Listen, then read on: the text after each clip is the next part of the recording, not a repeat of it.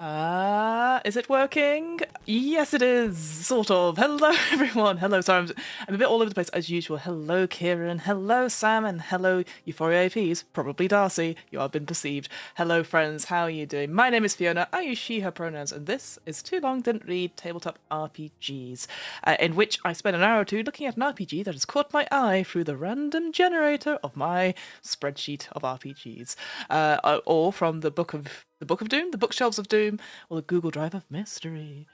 Sign in on the right, sign in on the right account. Challenge 2024. Well, yeah, I do not mind. I very much appreciate it.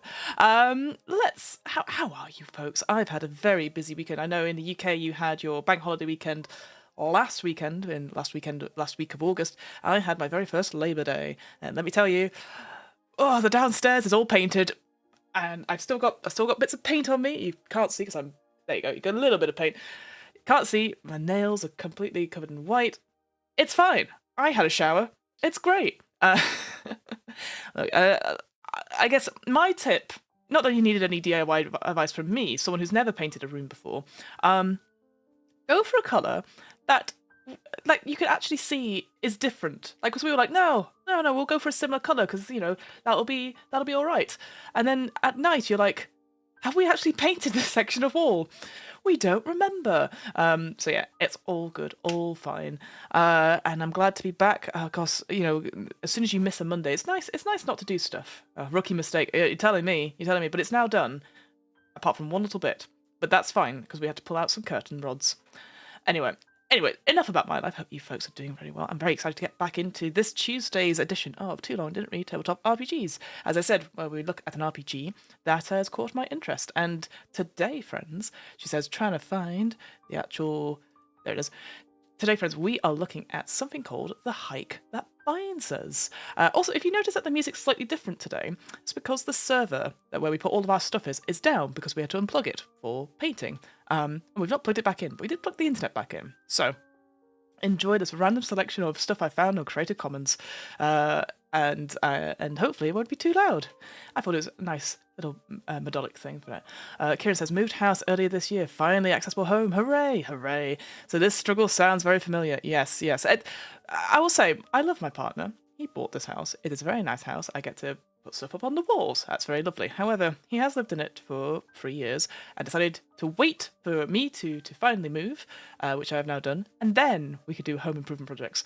Neither of us are very good at home improvement projects, and so the fact we're doing them together doesn't necessarily makes it better.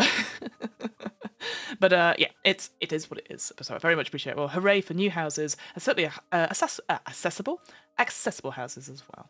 Anyway, The Hike That Binds Us. This is the RPG we're going to look at today. It's a role-playing game where people come together with custom characters, i.e. hikers, and a backpack full of items to attempt to finish, or better yet, survive a long and dangerous hike together. I have absolutely no idea what this is going to be about. Afternoon hours. Hello, Liz Campbell. Liz Campbell! How are you doing, my friend? Hope the bus ride home is going okay.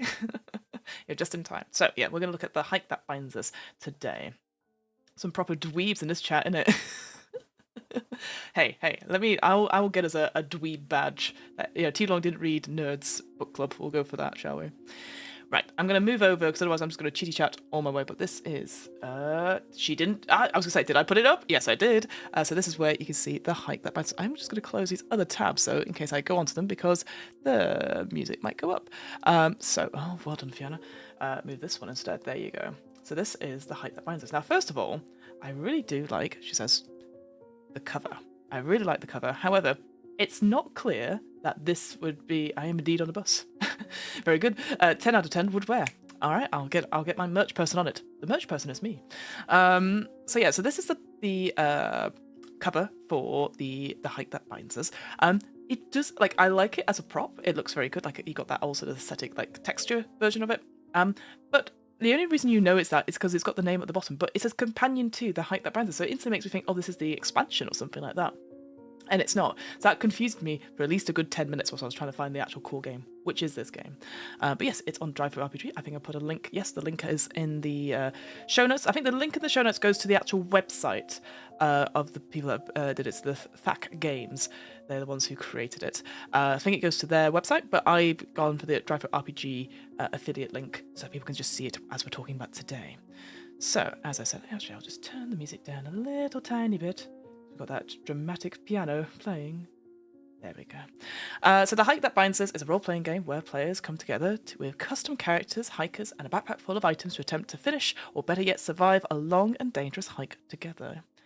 Hikers will choose between different actions, such as traveling, crafting, hunting, and fishing, perform checks, such as a sleep check, we're always doing those, and an injury check, and attempt to survive whilst interacting with the immersive world around them. Now, I'll be honest, when something like this comes in, there's no discussions, there's no links or anything like that. I think I backed it on Kickstarter or a back a kit thing ages and ages ago. And what I say is that I love the idea. I don't know if this is a game that can do it, but instantly I was like, can I play this game outside with people on a hike?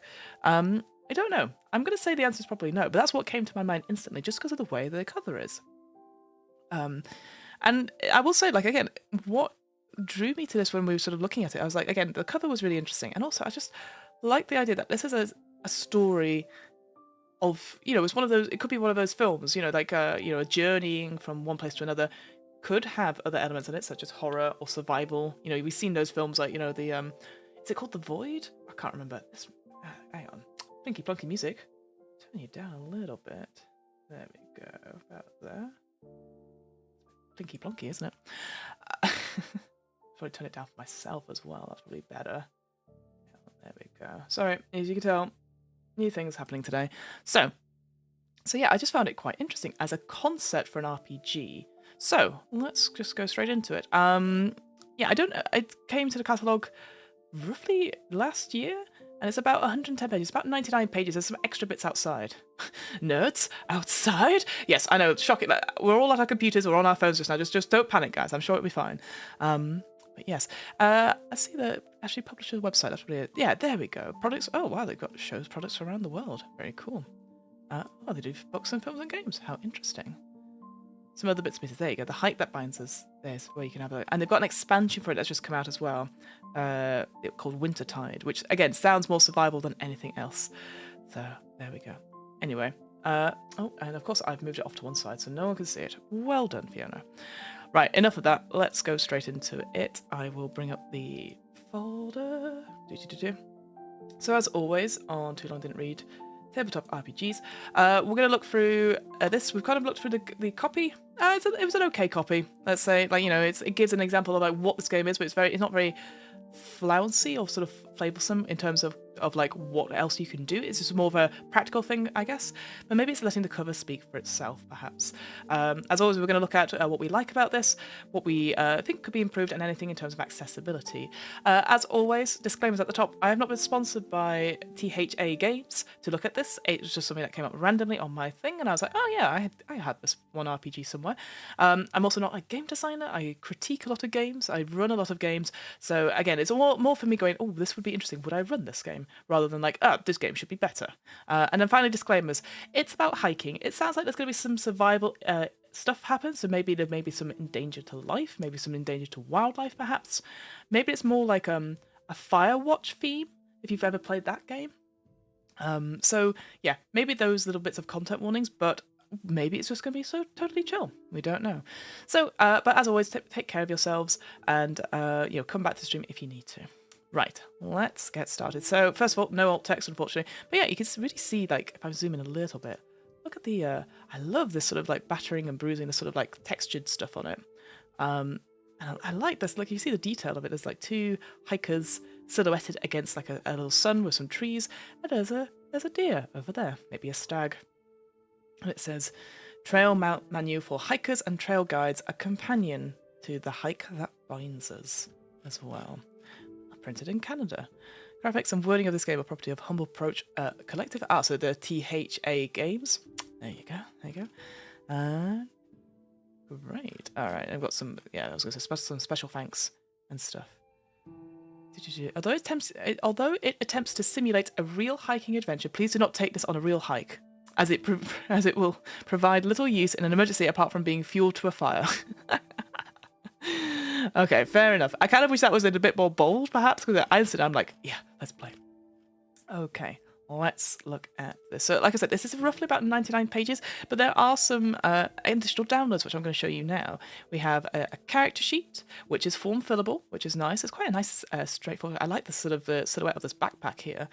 And it uses up all the page. It's also in black and white as well, so you can print it out. There's also something called the logbook sheet, which again is form fillable. Which, again, not sure what this is for, but presumably we're going to take tracks about like what the weather's like when we're certainly traveling, because this is a good thing. I've not really played Canada. Makes sense. And Kieran says, for hikers and trail guides, this gives me hope for fun GM and NP and player names. Oh well, fingers crossed. Actually, good point. I had missed that. And trail descriptions as well. Again, I'm not entirely sure what this is all for. Again, it's going to be explained probably later, but I like the fact that all these stuff that we've been given that we probably have to fill out is basically gonna it's all form fillable, which is always useful. Liz says 90% of us is 90% of the US is basically wilderness. 90% of us is basically wilderness, I think.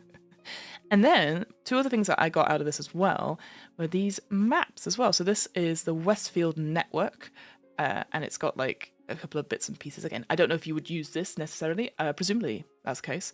Location stuff as well, some activities. Again, very much like something you would probably see on a notice board, perhaps, if you were doing this as well. So I like that. I do say the orange is a little bit bright against this sort of bluey haze, just on my eyes. And then the other one was the South Canyon Heights, which was this one. Again, I quite like the simplicity of it. Like, it doesn't, you can see that they've got a little bit of a ledger there. Unfortunately, it's not alt text either, which would have been nice for the ledger at least. And then here, yeah, if you had like this orange background against the back of the text, it's a little bit better. But yeah, the orange against sort of the blue, certainly at the top, and then lower, it's a little bit much to me. I wonder if, again, you would print this out and then fold it over like a leaflet, perhaps, which is quite cool. Again, as a physical thing, that's quite cool. So there you go. So we've got these to refer to as well. Anyway, let's go. So we've got, yeah, as I said, it's 99 pages. We'll get through as much as we can. We've got 9 chapters in total. But introduction about what this game is, getting started, character setup, which takes roughly about 13 pages, but as you'll see, the text is quite big, so that's actually not too bad for this. How to play, which has got actions and survival basics and checks, trail guiding, items, definitions, and quick references. So there you go. All right. Let's say as well. Yep, it's also, what was I going to say? It's hyperlinked as well, so that's really good. And it's quite a clean table of contents. Like, I know we've had some nice ones in the past which had like a bit of a border, etc. As you see throughout this book, it's actually very practical. There's like a couple of images from what I saw earlier. I had a quick skim through. But I think it uses up most of the page layout. I mean, I say that now. We'll probably come to a bit in a minute, which will have just a lot of white space. But yeah, I think it's clean. I think the text size is actually a decent size as well.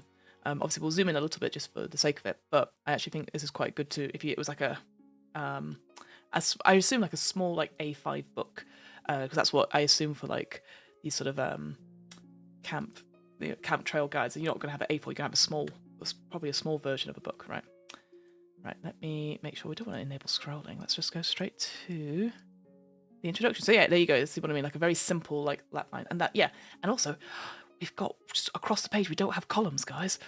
Very good, yes.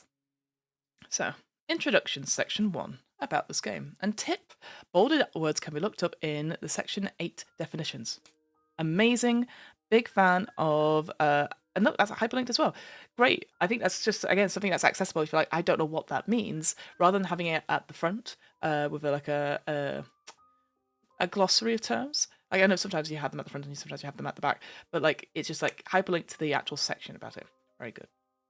So The Hike That Binds Us, or THTBU, is a role-playing game, RPG, which is designed to create the overall experience and a sense of adventure similar to that of a long-distant hike, without having to leave the room. Boo.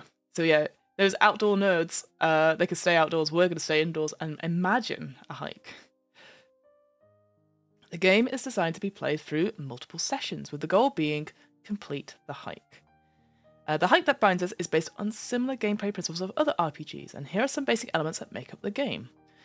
So it uses a real-world setting as opposed to a fantasy or other, unique items, 6-sided dice or d6 only. Okay, simple enough. Everyone's got a d6. And most trail maps can be used for this game with little to no modifications. So that's quite interesting that, yeah, if you've got a couple of like trail maps, like say of the peak districts or the lake districts or any sort of like hiking stuff near you, bringing that out to use that rather than the ones that they've provided, that could be quite fun as well. I like that. I'm a big fan of games or stories that are set in the world where you are near. Like I used to be a big fan of like reading reading books, sorry, about stuff that happened in London or Manchester, so places where I knew very, very well. So I'd be like, oh, I've been to Affleck's Palace. Oh, I've been down here in London. You know, I just thought it always made it so much realer for me. That's why I really used to love Neverwhere. But obviously, for reasons we don't talk about the author anymore. But I really loved Neverwhere for that reason, because it just twisted the name of the, like stuff on its head. Like I always remember like Seven Sisters being Seven Weird Sisters, and Raven's Court when it used to exist. A court of ravens and that sort of thing. I just thought that was very cool. So the game uses a trail guide. Kieran, you were right. Trail guide as the game master. From this point on, any reference to the trail guide or TG is the player who acts as the game master for the game. Other players create and individualize their own characters, i.e. hikers. Hey, excellent for this game. The trail guide reserves the rights to create new situations, maps, and items provided that the core mechanics of the game are maintained to ensure in functionality. See Section 6, Trail Guiding. Excellent. And the recommended play, 3 to 6 players. And look at this, up to 60 to 90 minute sessions, but 3 to 5 sessions. That's pretty good, isn't it? How often do we have that games that aren't one-shots, but they're like 90 minutes? Interesting. I think the only other game that I know does that is Alice is Missing, and even then you have it's basically a 3-hour game, but the first like half of it is character creation and make sure everyone's safe and everything like that, and then playing the game throughout the 90 minutes. So they have a thing like, yeah, it's just 60 minutes, you've already created characters, and it's 3 to 5 sessions, so 3 sessions of 60 minutes. That's not much at all. All right, getting started straight away. Section 2, how this game works. So this game plays like most other RPGs in that players are coming together with custom characters, so hikers, and a backpack full of items to attempt to finish a long and dangerous hike together. Never having met each other's characters, hikers will choose between different actions: traveling, crafting, hunting, etc. Perform certain checks, so sleep check, injury check, etc., and attempt survival basics. Consume calories. Water, surviving animal attacks, etc. To interact with the world, weather, slope, day, night, etc. around them. Hikers will do what they have to do to survive whilst looking out for one another. I'm getting very much like, I think I've mentioned it several times on this channel before, The Girl Who Loved Tom Gordon, the Stephen King novel. One of my favourite, like, weird-ass novels that he did. Yeah, I just loved, it was just very interesting. I think they did make a film of it in the end. I'll have to check it out afterwards. Whoop. So, and it's also interesting, having never met each other. So is it just like you're a band of people who don't know each other and you're doing the hike together, like a hiking group? Or do people, yeah, I was definitely, my first thought here is that I would definitely want to have some sort of backstory between people to make it more, like, there's a reason why people want to look out for each other rather than just, it's a good thing to do on hikes. I don't know. But maybe that's just the RPG element of it, right? Because obviously there'll be loads of people who do like hiking groups. You know, there's definitely walking expeditions and hiking expeditions. I know certainly around London you can go on a trip and you don't know people and you just walk up the same bits together and you make friends that way. So taking actions together. So when a party decides to attempt an action, they must do it together. Ooh. Hikers don't all have to participate in the same action, but if one chooses to fish, for example, they are all involved in that action, in that they can't do any other actions whilst even one hiker is fishing, except fish themselves. Interesting. Okay, so you can't do multiple things, that you all have to do one or you don't do anything. Okay. So tip, the trail guide can choose to allow multiple tasks to happen if they wish and can plan accordingly. Okay, so it's more of an optional thing then, perhaps. What you need to know. So the game is designed to be played with minimal physical elements, so that a basic game requires only the following in physical or electronic format. So the trail manual, so this, used by the trail guide, a map, physical recommended. But I like the idea that you could get like a like Google Maps or something like that, because there'll be loads of trail maps out there that you could probably use together. Character sheets equal to the number of hikers, and 6-sided dice. It's recommended that each player has a set of 3. Kieran says, I like the idea of a shared backstory which players will know at least a part of, but the hikers don't know what about until it comes up in play. Ooh, I like that. Yeah, so you all know little bits and pieces about each other. I like that a lot. So recommended additional items in physical or electronic use. So is that logbook? So it's this thing here. That's for the trail guide. Yeah. Trail guide trail description used by the trail guide. So this one as well. And marker. Small objects are used to track party progress.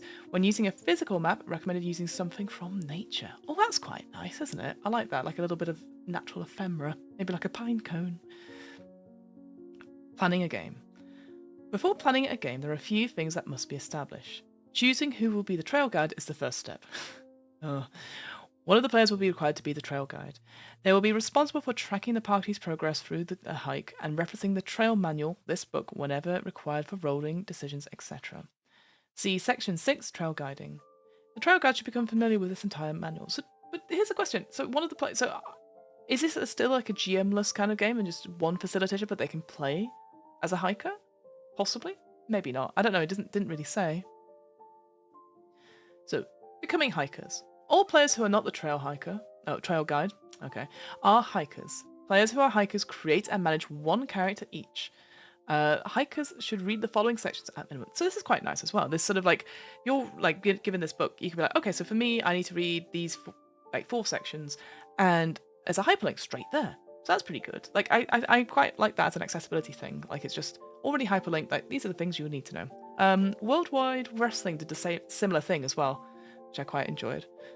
So before this first section, so in combination with the above noted sections, both the trail guide and the hikers should complete the following before the first section. So the trail guide, plan the story, so see section 6 if you need inspiration. Fill out the trail description sheet. I've recommended at least 3 sections be rolled before each session. For example, trail slope, animal types, etc. So that was this one, right? Interesting.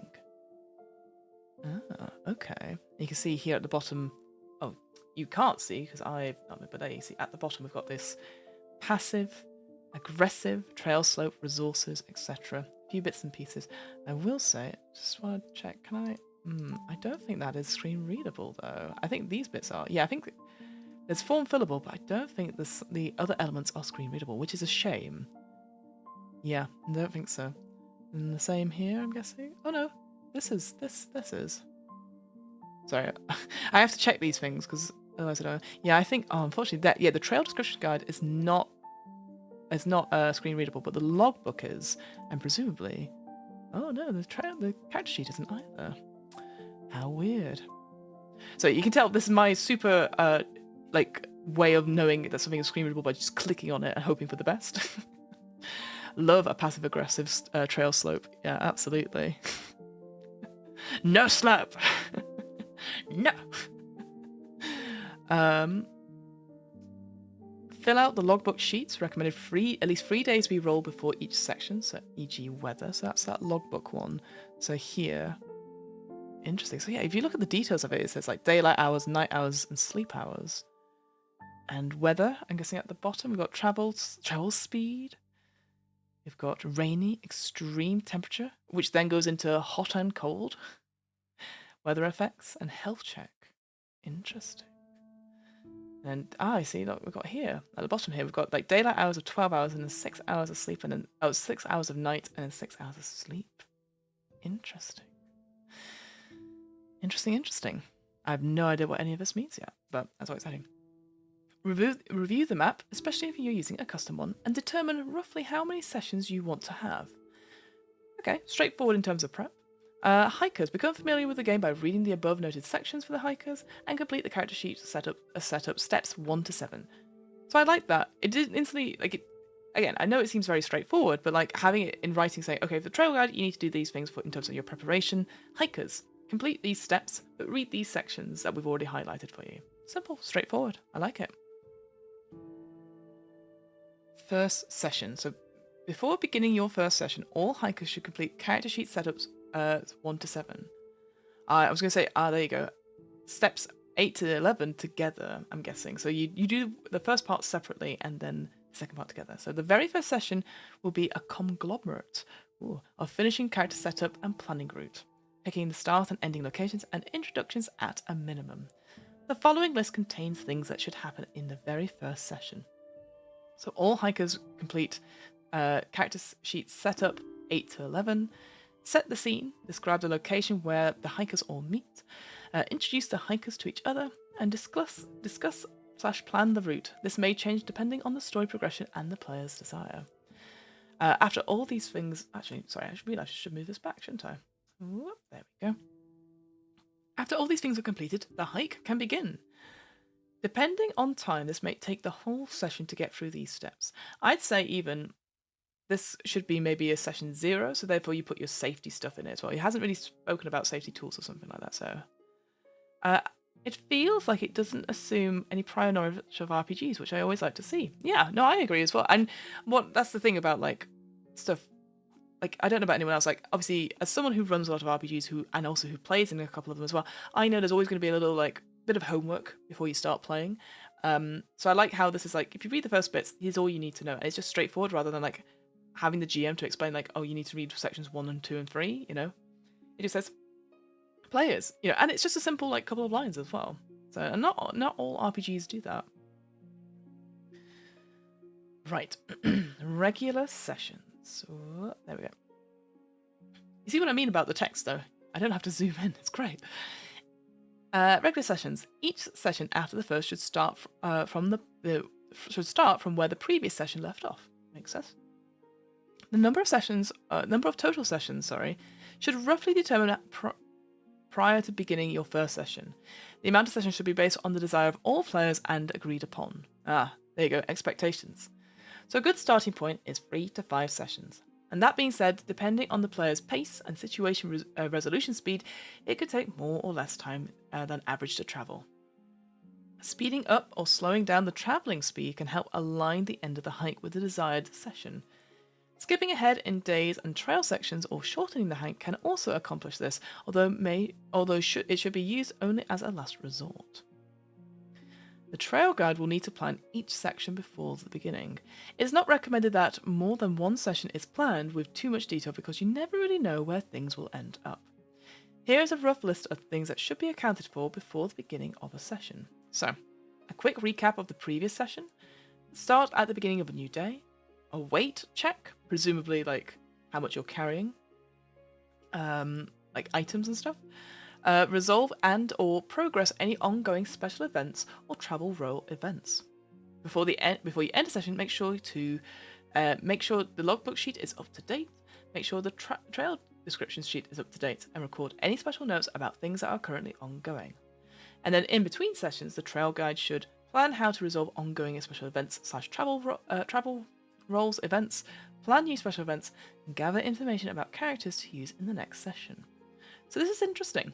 We've had this bit of a chat about this in our Discord about how much prep do people do for an RPG? Because my friend Kieran, not Kieran, you're Kieran, Kieran's in the chat. Christian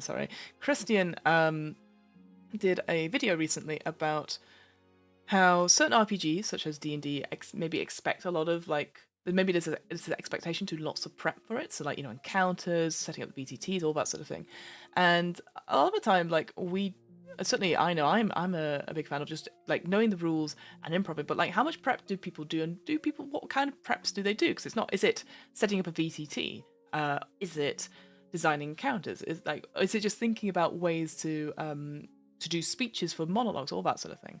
So what I like here is that it splits up into 3 things. That this is what you should do before session, like things to tick off, and they're not like, it's just stuff that's the more mechanical things. So like, you know, at the end of a session, make sure the logbook and the trail description sheet is up to date. Straightforward, I think, and I like that. It's just like, just make sure you do that because that's going to help you for next time.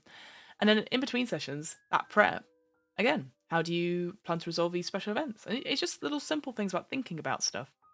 So I quite like that. The gather information about characters, is that something that you talk to the players about, or maybe just have a think about? You know, so I guess seeing what they've given to you in terms of backstory, if they have a backstory, interesting. So I like that. Straightforward, simple. As a busy and insecure GM, I love a low prep game. Exactly, Liz. Well, that's what I'm thinking, is that a lot of the times I think there's an expectation it has to be on some sort of level, because we see things in the media like, high rollers, critical role, Dimension 20. The thing is, though, they have a whole team behind them that make these maps, that like plan things out.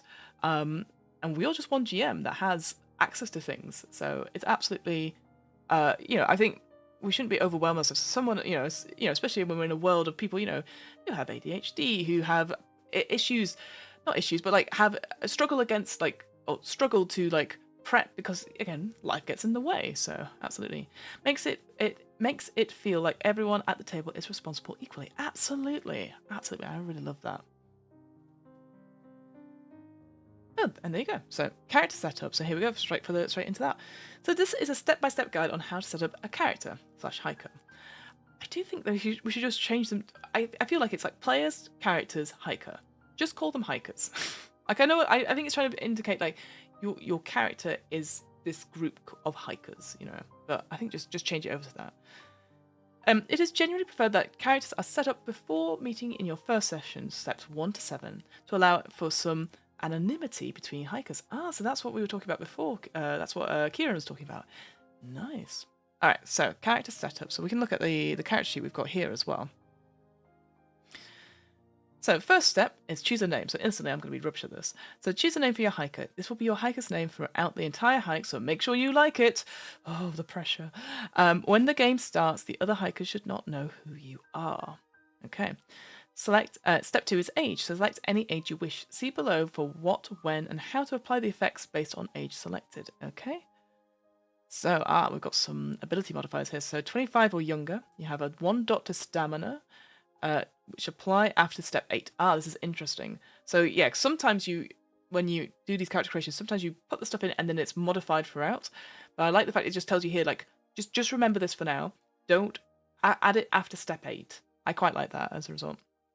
So add a dot to strength and a -1 dot to morale. I see. And then the right age for everyone who's watching this, we add 1 dot to strength. And then 41 to 59, we have -1 to slip checks. Oh no, and what's it say? Right in the age mod block on the character sheet. Okay.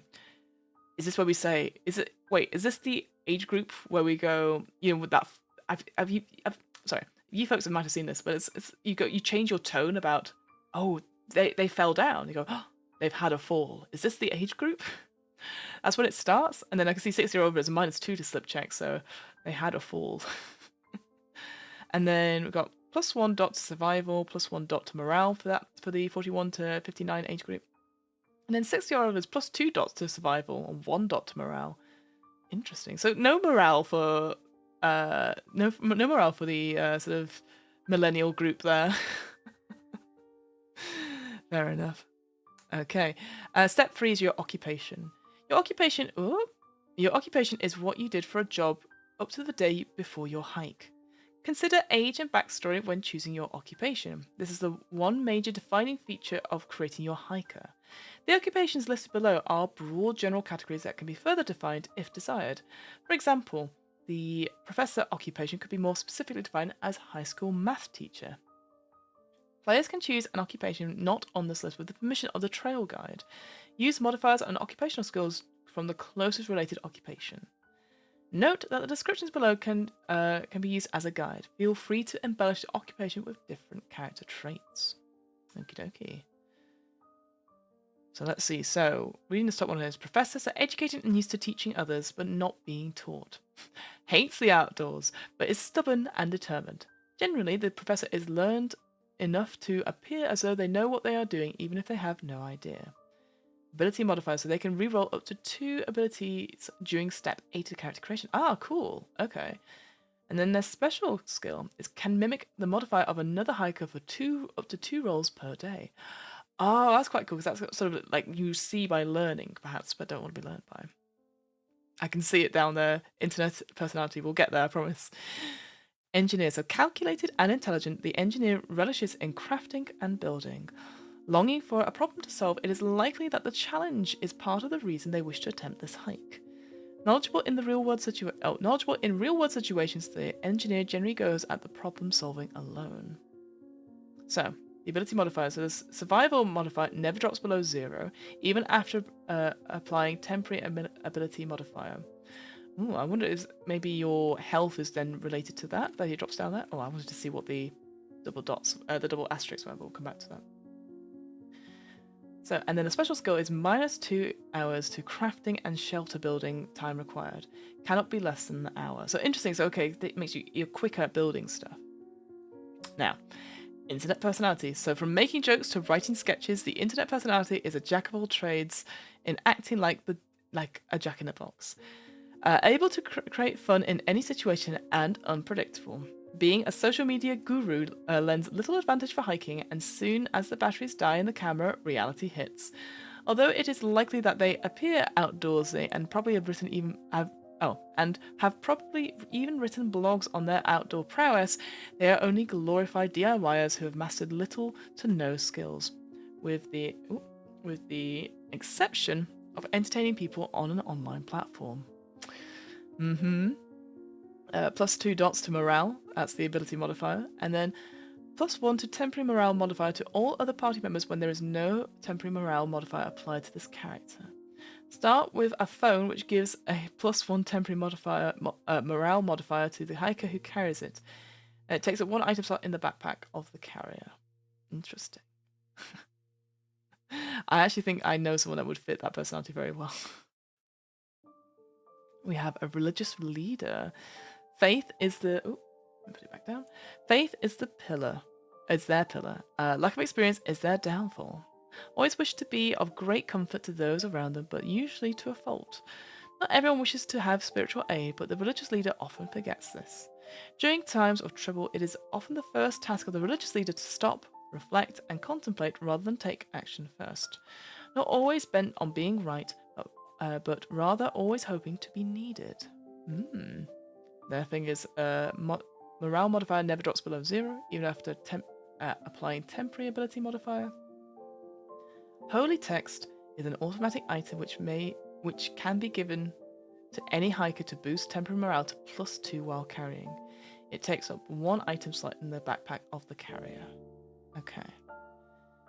Outlaw. Dangerous and mysterious. Outlaws like living on the edge.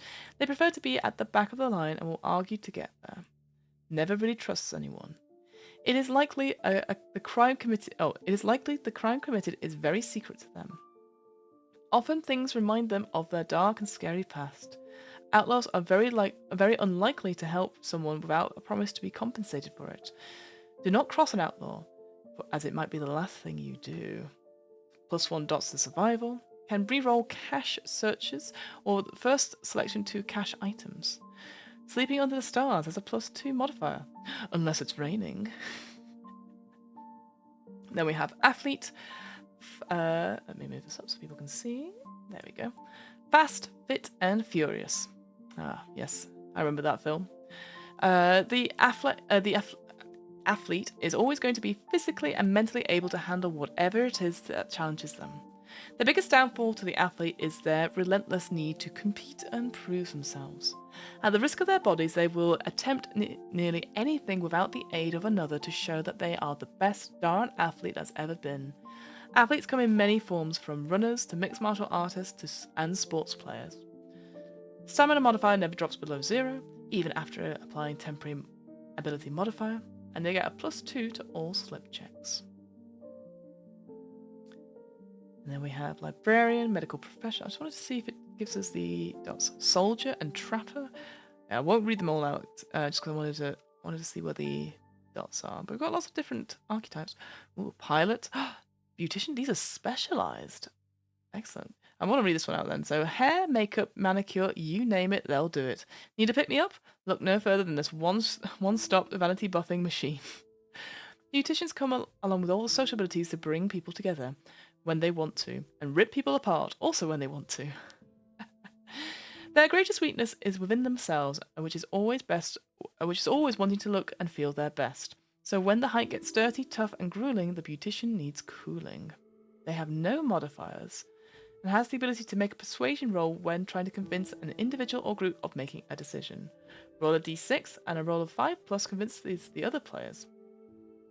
This is forced and can only be used once per day. Interesting. We have to be careful about like that sort of like forcing people to do a decision.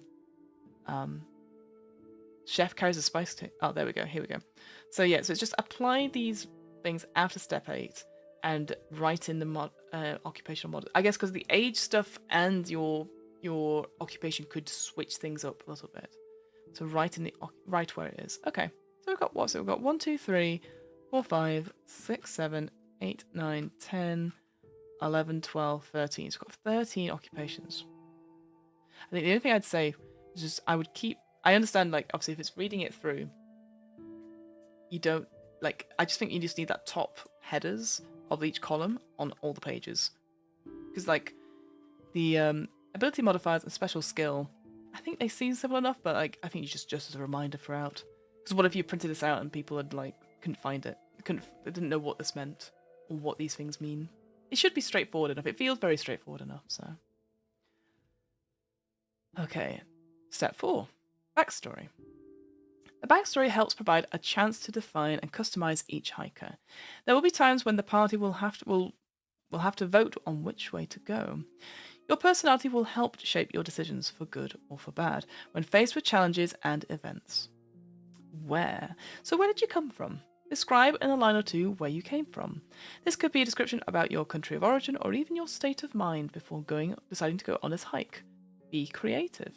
So, for example, born and raised in a small town in New Brunswick, Canada, and chooses to live in the suburbs instead of the city.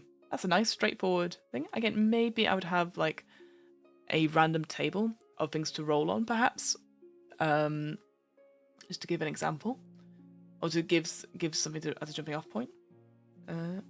Yes, we'll do Y next. So why? Why did you decide to go on this hike?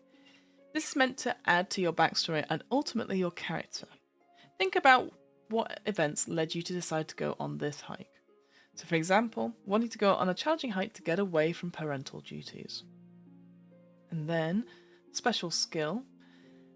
This is your chance to create a unique skill to separate yourself from the pack, so to speak. It is recommended that you run your special skill by the trail guide before beginning the hike to make sure they're okay with your selection.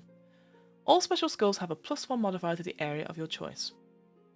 So it has a knife making hobby. +1 to crafting.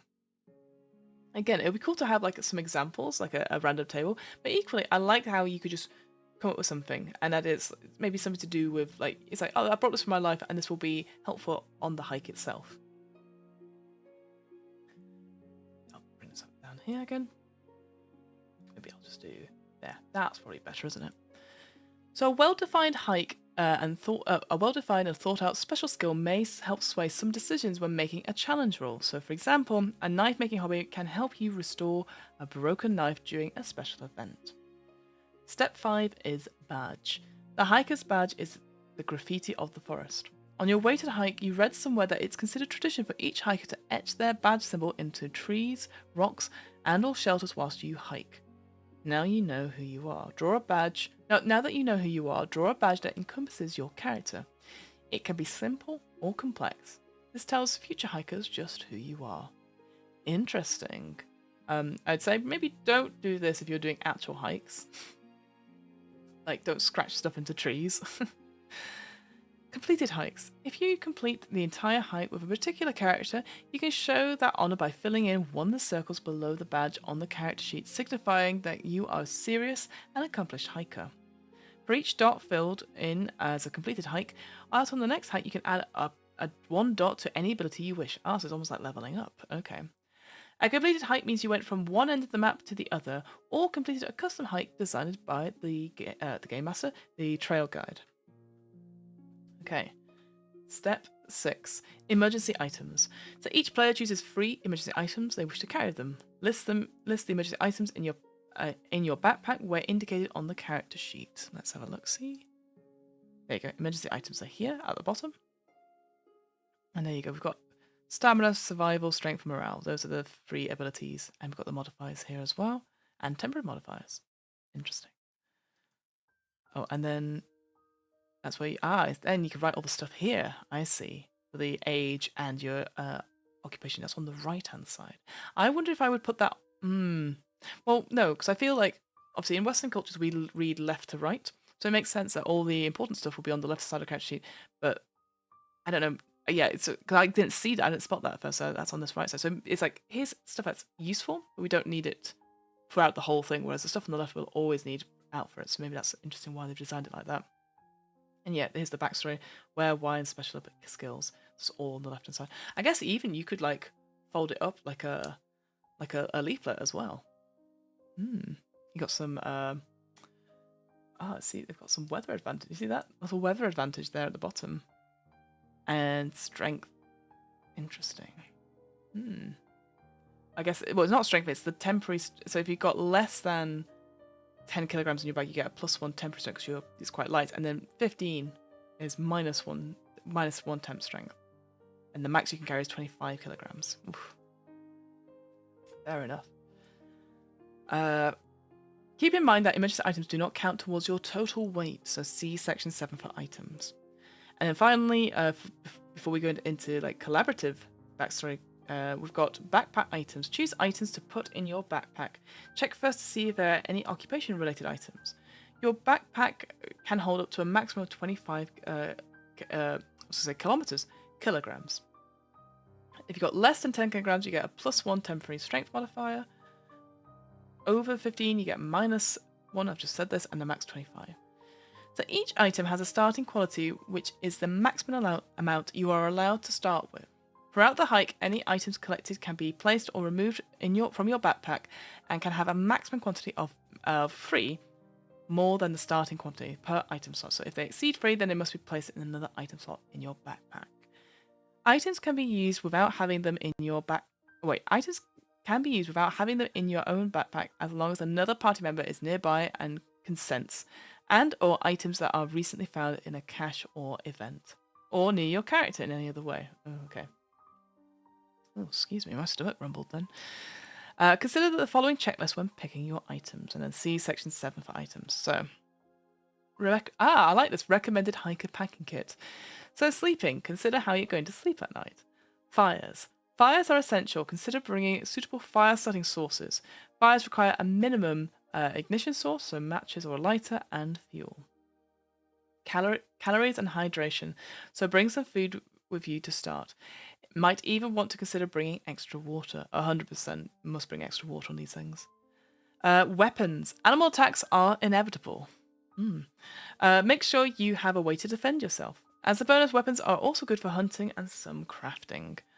And tools. Crafting may be required from time to time. Consider tools that have multiple uses. We also have fishing. An easy and sustainable food source is through fishing. Bait can come other ways if you need the space. And then now wait to the first session to complete the remaining steps. Fair enough. So, everyone's met up. Step 8 is abilities. So rolling your abilities, roll 66 and save the results. Remove the 2 worst results and assign the 4 numbers to any abilities of your choice by filling in the dots equal to the roll results. Okay. I like that. So, we have stamina, survival, strength, and morale. Stamina. Stamina is the ability to sustain your physical and mental faculties over time.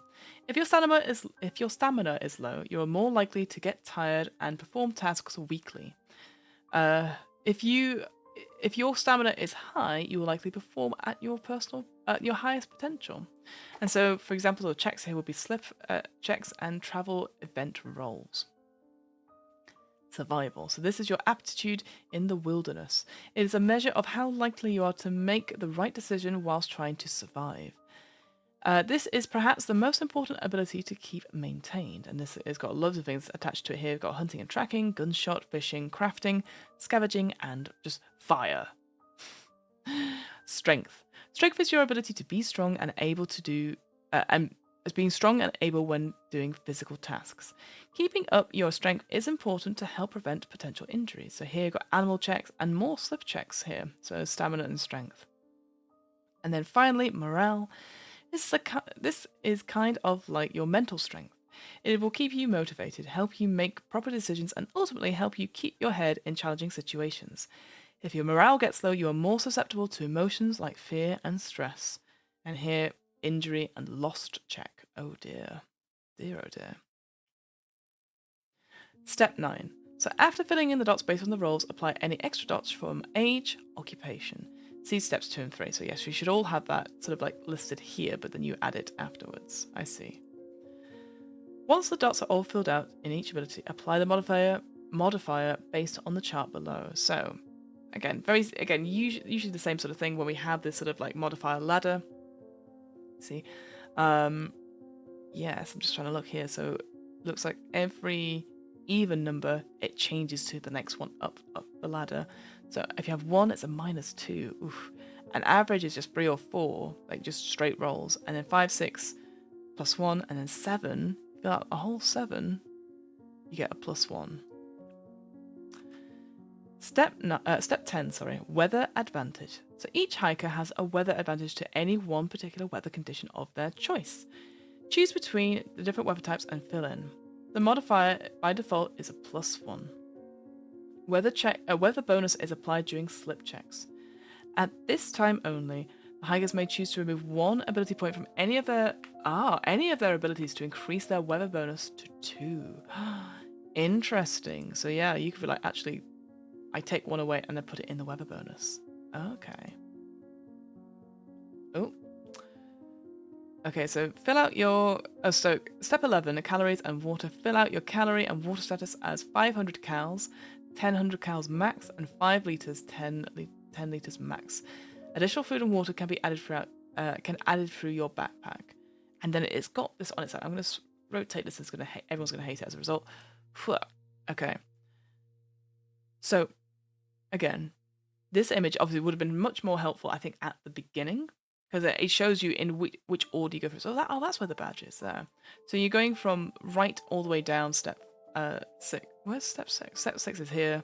Oh, so you're going up like this. You're going 1, 2, 3, like down and up. So yeah, it's a little bit... See, I do like the character sheet, but I just feel it's filled in the wrong way. Like, again, if we're reading from left to right, it's maybe a little bit like, oh, a bit weird. So I wonder if they should have had the character stuff all on the left and be like, that's the passive thing. Now fold that over, and then you have your backpack, or you have your backpack in the middle, I think, and then you have the ability modifiers on the right. So like the character stuff is fine, but it's not as important. And I realize why they put that on the right, so that you're not looking at it. The first things you're looking at is the ability score stuff. But I don't know. It feels a bit of an odd way to fill it out, perhaps. But what do I know? All right. And there you go. That is just setting up the character sheet. I think it's fairly straightforward. I think I'd even just put it all together, to be honest with you, rather than split it up. But I guess it's nice that you can split it up. It seems fairly straightforward in that sense. So we next go on to section 4, trail guide setup. So the trail guide is responsible for making decisions on gameplay and being the ultimate referee. They also fill out the logbook sheet and the trail description sheet, which is optional. Okay, so this is the trail description sheet. So the trail description sheets are used to determine what the party may or may not come across whilst hiking each trail section. The trail description sheet will tell the trail guide which animals, passive and aggressive, what are likely to be discovered, and what the trail slope is, and what the natural resources are likely to be available. And you've got this image here, but I think it's teeny tiny. There's no way you could see it. I think you need to make that image into a full spread. Anyway. And what, if any, special events are planned by the trail guide. It is also used to track progress along the trail in kilometers. The purpose of the trail description sheet is to act as a script for quick decision making by the trail guide. I like that, actually. Once you fill this out, it makes it very straightforward. So yeah, as you've got here, we've got section 1. Presumably we can work out how far they've gone, etc. 30 kilometers, etc. We have like what kind of passive animals are here, what kind of aggressive animals. So yeah, we've got them here. What kind of slopes. So it's all written out for you. So actually, it's good that it's all on one sheet. Natural resources as well. What we've got forest, meadow, mountain range, and swamp. And here, on the far right, it talks about what's in these individual things. So forest here. Maybe I'll zoom in a little bit so people can see. Whoop. Oh, no. Unhelpful. There you go. A little bit over to one side. So like forest, for example, we got firewood, which is dry, apples, blueberries, mushrooms, stones, vines, old man's beard. What is old man's beard? That's I guess is that the cotton? Like you use that as cotton? Swamp, you have here at the bottom, firewood, wet. More old man beard. It's probably going to talk about it in a second, isn't it? I'm just jumping ahead a little bit. Nice, I like it. It's quite simple and straightforward. All right, let me move that back over here. Here we go. Preparation. Oh wait, so the trail guide should fill out the trail guide should fill out the trail description for each trail section before the party begins to hike it. The option to completely customize the experience for the party is always available by inserting any information in the section. Preparation. So the trail description is a reference to each new trail section. Yes. The trail guide may choose to roll. See the charts below or customize each trail section as they see fit. Okay, I know it's the wording of it. It's just like trail description, trail section, trail guide. And you're just like, yes, yes, yes. So here, yeah, we've got these tables, which is good to have it repeated here as well. Easy enough. Again, there's a bit of that. I understand why they put that resources roll on the different page, but look at the space around it. Dear oh dear. But that's it in terms of like filling out stuff for the trail description. So that's easy enough, straightforward. Again, you just do lots of. Again, I like that how little prep that is. You just roll some d6 and then work it out, and then just populate the each section. So that's quite good. And then the logbook is used to track the party's. Excuse me. Is used to track the party's progress each day by tracking the amount of hours passed and the weather for that day. Ultimately, the trail guide can choose to record time tracked or not. It is intended for a reference and to save your progress for future sessions. Okay, I'm just looking at it now. Interesting. Okay. Again, look at how small that image is, though. And it could have just like, boom, done it there. And realistically, I think they could have moved up this line, this heading, to underneath it, put this big, like, as a big box or something, showing it there, and then having the text under it. I'm just thinking, like, look at that's an odd way of putting it. Again, because it's horizontal, and then that's quite small. It's just, yeah, a little bit of layout issues, I think, here. Tip: it is recommended that for beginner trail guides, keep a logbook filled out at all times. And preparation, so roll and fill out the weather at the start of each day in the logbook. There may be instances where a hiker has the ability to discover the weather for the next day. If this occurs, the weather can be rolled or filled in at that time. Okay, so that's quite cool. They can predict what it is. So that's quite good. And so we've got the weather roll table, of course. Rainy weather is only 1, and normal weather is 3 to 6. And then we've got extreme temperatures as well. Nice. Note, if you find tracking these sheets is taking away from the experience, you may choose to track less information, be less accurate, or don't track anything. Consider your group's playstyle and preferences when choosing how much you want to track. I think that's fair. It's good to put that out because it does feel like a little bit overwhelming, but I think you've got all the tables. It shouldn't take that long at all to write stuff down, like especially if you're doing quite a lot of it in advance, like this stuff you do in advance, like for 3 sections, etc. I think the logbook one, again, weather, that's quite straightforward. So I guess it'll depend on like what the travel speed is, perhaps. And then how to play. We're about 30 pages in, and we've done about an hour. Okay, great. So, here we go. The Westfield network of trails provided is this map's The Westfield network of trails is provided with this game as the default map. That was a bit weird wording. So this is the one they're talking about here. Okay. Custom maps. The custom maps may be used for this game, provided distances are shown, i.e. a scale, trail distances, etc. Caches and cautions should be added to any non-official map.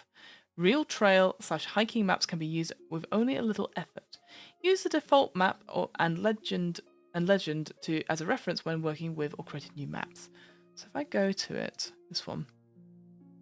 So we have in here in green, where are we starting from? Presumably we're starting from here, or I guess it doesn't really matter, perhaps. What we've got cache, which is these little tent, red tent images. We've got a highway, I'm guessing that's what that is there, probably highway. The little town markers are these circles, so there's like Riverside, Enfield, and Bandstone. Oh, Lakefield up there. Caution as well on these maps as well. An uncharted path. Oh, there's one here in the centre, this little brown area here. I think the one thing I would suggest, because we've got this like almost like leaflet guide, it has all the trails on it, which is totally fine. I wondered if you could have a version of this which has just each individual like beginner's trail, intermediate trail, difficult trail, just separate, because it looks a little bit overwhelming and confusing. And like for someone like us, let's face it, none of us watching this are probably hikers. If you are, you probably could read this and you're thinking, what the hell? But like I just think like having it separate, because it's just a little bit much, especially with the different colours, like the green on green. Like, wait, where does that? Yeah, like look, you see this green goes here, and then does it go here? Like, is there a certain route that we have to take? So, I don't know is the answer. And, it doesn't matter. Oh, and there's the legend again. No alt text, unfortunately. So, marker. So place the map in the centre of the table for all hikers to see. We recommend using a rock from the outside to mark your party's location, and to add to the decor of the table. A stick, leaf, dead bug, or other similarly sized object could be used as well. Please don't use dead bugs. Nothing too big so you can easily see which trail section the party is on with no confusion. Throughout the game, events will be presented to the party as situations where decisions must be made. Events generally appear in one of two ways: special events or travel role events. Special events are customized events created by the trail guide. These events are one of the best ways to create a unique and immersive game. These are generally important to the overall story the trail guide is attempting to create and supervise. And see the next section for more information. Ooh. So the travel role events. At any time, the trail guide may ask for a travel role. These travel role events are rolled events as opposed to special events, during which a roll will be made to determine the situation presented to the party. So random encounters is what it's trying to talk about here. The roll result will then be explained by the trail master. So presumably you get one of the hikers to do this. So it's 3d6 plus the current stamina that you have. And then the result. And then we have three different, so we've got beginner, intermediate, difficult, and night. So these are like depending on where you are. So if you're on just these three different trails, it'll be one of these things. And night, obviously something else happens at night, which I quite like. I like that night. It doesn't matter what trail you're on for that. And here we have, I like it, 0 to 3 is aggressive animal. Got this little ledger here. So we've got mushrooms, which indicate natural resources. There's a stream with a fish in it, passive animal, a slip check, a lost check, and aggressive animal. There you go. And it goes all the way up to 18 plus, which makes sense. 3d6 plus the stamina. Yeah. Traveling. So to complete the hike, the party must travel along the trail. At any point in which they are not resolving an event, the party can decide to travel. So we've got a blown up image here. The party can decide to travel a certain distance, a certain amount of time, or even the rest of the trail section. If anything comes up, events, crossings, etc., the trail guide can stop them and explain, missing an A and a D there, the scenario. Otherwise, they travel successfully and time and distance is progressed. The entire hike is made up of different sections of different trail sections. Each trail section has the following differentiating characteristics. We have length, passive animal, aggressive animal, trail slope, available natural resources, special events, catches, cautions, etc. Okay. Trail length. So each section has a length in kilometers. Done. Trail speed. So when tracking hours, the trail guide may reference the trail speed chart to help in determining how much time has passed while traveling. So was that on here? No, that was on here in the logbook, wasn't it? Move this over. So there you go, at the bottom here. You can see that at the bottom, no slope. For every half hour, you could do 1 kilometer. That makes sense. To help determining how much time passes whilst traveling, the trail guide can choose not to follow the chart if desired. Fine. There you go, and it's there again. Again, no, well, it's not an image. It is screen readable, so that's fine. Note: verify with the trail description chart for slopes and injuries chart to ensure there are no hindrances to the party traveling. If a hiker is injured, the whole party is slowed to that pace. Note: trail guides may decide to modify the above chart to accommodate any custom maps and/or satisfy time restraints. This is just a guide. Fair enough. Trail difficulty. So some trail sections are more difficult than others. Difficulty affects events, so it's both special events and travel event roles. Difficulty is categorized into 3 ways: beginner, intermediate, and difficult. Yep. So when determining things like challenge roles, special events, and story elements, the trail guide should take difficulty into consideration. So yeah, that's what we were talking about before with this. And also, the map itself changes where you go, depending on the trail, which I quite like as well. Excuse me. Uncharted path. Uncharted paths are trail sections where the length is unknown. The trail guide rolls 3d6 to determine the length of the trail, which is kept secret from the party. Ooh.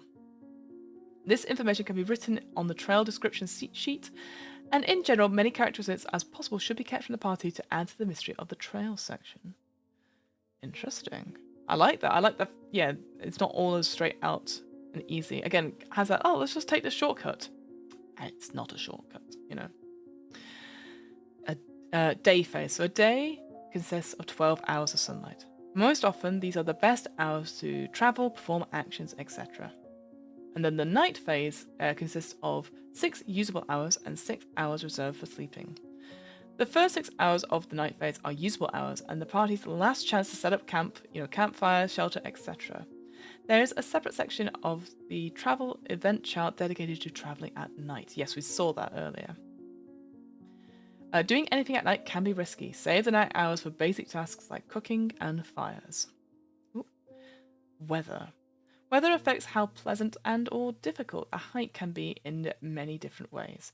The trail guide rolls and records weather each day in the logbook, which we talked about here. It has it here at the bottom. And then see section 4, we're past that now. Some example weather effects. Is that on the logbook? No, it's not. Okay, so hot weather means that more water has to be consumed per day. Hot weather clothing negates these effects. So if you're wearing hot weather clothing, fine. Cold weather, an additional 500 calories needs to be consumed per day. But again, if you've got cold weather clothing, that negates the effect. Rainy weather is a -1 to morale. Roll weather check. Rain clothing negates the effect. And then normal weather, it's a nice day, enjoy it. Clothing has no effect. No clothing has effect, So weather modifiers. So during character setup, so in step 10, players have a choice to select one weather advantage which negates all effects for the selected weather type, as well as +1 bonuses to slip checks if the weather on that day aligns with your preferred weather, so the weather advantage. I'm guessing that only affects the individual player. It doesn't affect, if one person has it, then the whole group is okay, because otherwise I can imagine the whole group being like, yeah, we've got stuff for hot, cold, and rainy. And then we've got cautions. So if a trail section your party is on has a caution, it is typically located at the halfway point of the trail unless decided otherwise by the trail guide. So rounding up, for example, 15-kilometer hike, the caution is located at 8 kilometers. Cautions are potential trail closures, so bridge failure. And note, where there is a bridge, there is also likely water. So, when arriving at a caution, the party must make a bridge control roll to determine if the bridge is out or not. So on a 1 or 2, it is out, and you must attempt to cross the waterway or use what is left of the bridge. Roll a wet check if crossing the waterway. Slip check if crossing the broken bridge with a -1 to slip checks. If failed, they also get wet. And then you can cross the bridge with caution if you roll a 3 or 4. +1 to slip checks, and the bridge condition is 5 or 6. I don't think we've actually gone over what the actual success mechanic is, right? I feel like it's 3d6 gonna be plus something, right? Is it if you've got a 5 or a 6? I don't. So far, it's talked about like all the little bits and pieces, which is fine. But currently, we're about 35 pages in, and I still don't know what the main mechanic is. Which is, I think there's a lot. Like, there's a lot to it, but equally, like once you set up your characters, like I could just literally go through and just pick all the stuff here. But it feels very. I don't know about anyone else. It feels very much like there's no flavor, there's no description, there's nothing to get you excited. Like the most exciting thing we've had so far is those character backgrounds, having like internet personality or what was the other one? Not chef. There was the other one which I thought was interesting. It's gone from my brain. But that was the thing that was interesting about it. I don't know.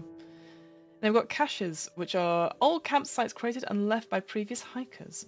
When arriving at cache areas, hikers have the chance of receiving new/additional items. Any item, including food, has the potential of being found at a cache. The trail guide decides which option is used when the party reaches the cache. See below. Yeah, again, it feels like, I don't know, we did look at it a little bit, the One Ring, ages and ages ago. And it talked about like survival checks and traveling and stuff. And this is what this is. It's a game about traveling from one bit to another. But so far, it feels very mechanical. Like it's just like there's nothing in terms of flavor here. And maybe that's fine for like experienced role players. Like here's all the mechanics stuff, but you can make up like what you're playing. But it feels a little bit of a shame. Like I don't know. It doesn't feel like very flavorsome, and like. It just feels like it's just we're going through the motions. Oh, it's gonna bug me. What was the other one? I can't remember. Option 1, pre-stocked. Oh, so this is talking about the cache. So the travel guide determines what items are at the cache. They can choose who finds what, or if the entire party sees all items, and allow hikers to decide who receives what. Or the option is to search. You choose any one backpack item and then one emergency item and roll to determine if those items were discovered in the cache or not. Alternatively, hikers can choose to find food and water, 2 separate rolls for food and water. Okay, so again, there's different ways to do it. That's all good, but it's just a little bit like I would just be like, yeah, it's all pre-stocked. You decide it makes sense. Liz says, I had to look away for a few minutes, but I agree. Bridge slipping is not the most exciting flavor to get me to want to play a game. Hopefully there's a jazzy module to get at the end to give a better sense. Yeah, I agree. I think, it's all the bare structures of a game. And like, I think what it's trying to do, what it feels like, is that it's trying to put this experience of hiking and all the stuff you need to do for hiking, like, be prepared, have good shoes, have wet weather gear, and then also the experience of the unpredictable, like, oh, the weather's got bad, oh, we've got lost, all that sort of thing. Into game mechanics, but it just feels a bit dull, I'll be honest. One of the aggressive animals on the chart is suddenly Cthulhu or something. Yeah, absolutely. Like what have we got for those aggressive animals? We have bear, coyote, wolverine, porcupine. I'd put in like a mountain lion or something. I don't know. Yeah, you guys have. Yeah, Canada has mountain lions, right? And yeah, I feel like I would think if the trail guide knows there's going to be stuff coming up, I think you just pre-do it. I feel like this stuff is fine, but they roll to discover if it's in the cache or not. If it's not, it's kind of a bit shitty. I think, if anything, I think you predetermine it or get the hikers to choose one item and one emergency item, and yeah, then it's in there as well. Never underestimate the destructive power of a very angry squirrel. Absolutely, Kieran. But I have played that bit in Baldur's Gate 3, and I feel quite sad as a result. Water. Interesting. So, oh, I see. So this is either or. So you could be at the cache and you could get like an emergency item and backpack items, or you can get food or water. Interesting. Well, hang on. I feel like so. So wait. So could you? So sorry. So if hikers each choose one backpack and then roll, they might not even get it, right? Oh, it looks like here. Hang on. So emergency items. So it's all 3d6, and then for each 6 rolled, you get an emergency item. For each 5 and 6 rolled, you get one of the other items. But if you don't get any of them, then are you not allowed to roll for food and water? Does everyone have to roll for one or the other? Because it talked about that before. If you're doing one thing, everyone has to contribute to that thing. I don't know. Food here. So it says, for example, 700 calories. So the hiker chooses 2 candy bars, 600 calories, and 1 fruit, blueberries, 100 calories. It is wise to apply calories to the food you already have in your backpack to avoid taking over more slots. God, I never thought this would be so bloody boring about... Like, I don't care about inventory stuff in general, but God, ugh. I would just be like, you find an item that's worth... just give them stock items of like candy bars or whatever. Survival basics, so ability modifiers. So certain roles throughout the game will allow abilities to be applied as modifiers. So we've talked about this before. Note, on challenge rolls, the trail guide can choose to apply any ability modifiers they see fit. Look at the space. Again, why have they done it like this? See, I told you that I'd complain about the layout eventually. Your modifier is determined by the amount of dots coloured in your character sheet next to each ability. So I guess, yeah, we've talked about... It's done this before, so it's repeating the stuff. But temporary modifier. So if at any time a hiker receives a temporary modifier, it is to be applied in addition to the ability modifier. Temporary modifiers remain until resolved, so injuries, or at the beginning of the next day, or unless noted otherwise. The greatest peril to a Canadian is running out of trail mix and maybe meeting some wildlife. Weirdly, that's not on the special events I've rolled. In unique conditions applied through failed challenge rolls or otherwise, the trail guide can specify how long the temporary modifier lasts. So, note, a +2 stamina with a -1 temporary modifier becomes a +1 for any rolls with that ability. Yeah, again, makes sense, but again, for new people, just to make sure it does stack, like it does affect each other. And note, if a hiker has a temporary modifier already and receives a new one of the same ability, the worst temporary modifier is recorded. Interesting. Okay, that's useful to know. Oh, dying. We were just talking about like finding items and stuff before. Now it's dying. So a hiker can die from any of the following causes. So running out of calories, runs out of hydration, animal attack, or situational, so challenge roll or special event created by the trail guide. If a hiker dies, you must destroy the character sheet of that hiker. Hang on. Calm down. At the next cache realization, it is likely that a new hiker will show up with a similar voice. Fill out a new character sheet with any new items you did at the beginning. If no party member makes it to the end, to the next cache, the entire hike is over. You all failed the challenge presented to you. Our condolences. Well, the tone of this changed quite quickly, didn't it? Gosh. Okay. Alright, now I see the importance of calories. Calories are a measurement of energy stored in your body. At the end of every day health check, your body burns 150 calories, unless noted, i.e. weather. Food is required to be consumed in order to restore calories burnt throughout the day. Consume food to add calories to your total count. If you run out of calories, you die. Each hiker starts with a bank of 500 calories. Cool. Water. Water is a basic necessity of survival. If you run out, you die. Hikers need to consume at least 2 litres of water, unless noted, because of the weather, at the end of each day health check. Each hiker starts with a bank of 5 litres of water. Water can be refilled at streams found in caches, exchanged or traded amongst hikers, and collected during rainy days. Extra water can be stored in a hiker's backpack at the cost of 1 litre of water and requires a water container to see backpack items. Eating and drinking. So hikers may choose to eat, drink, cook food, etc. throughout the day to add to hydration and calorie count. Eating takes no time, but cooking does. See individual items for more information. Pay attention to the maximum amount of calories and litres of hydration, and be sure not to consume more than the maximum, as it will be wasted. Anytime food and water is consumed, it is added to the total count of calories and hydration on the character sheet. Okay.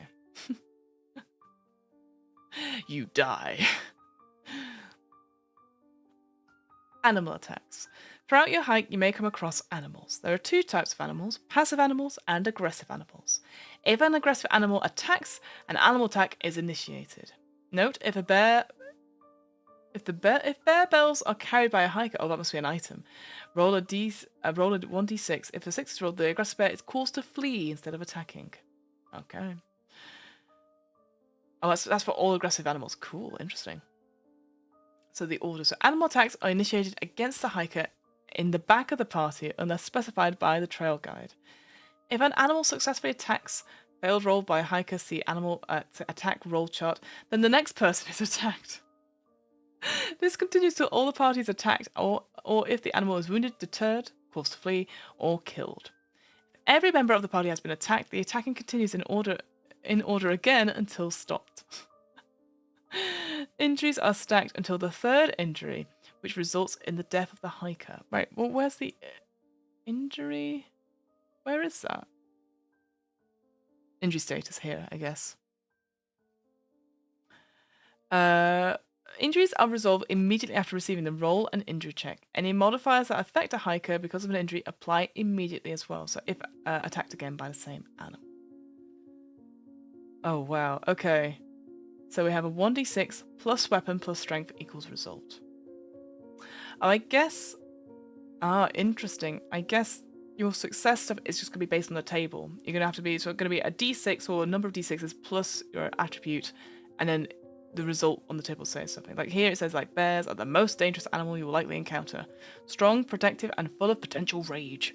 Tag yourself. Bears aren't likely to attack for no reason. And so, yeah, so 0 to 4... you are injured, and the attack continues to the next hiker. 5, you survive, and it continues to the next hiker. You wound the animal, causing it to flee, and 8+, you kill the animal. There's a little bit of, like, text type going on here, so, like, some random capitalizations. But, okay, so the higher number you get, the better it is. So I think that's the thing. The main game mechanic is, no matter what you roll, higher numbers are good. Right. Okay. Same for coyotes as well.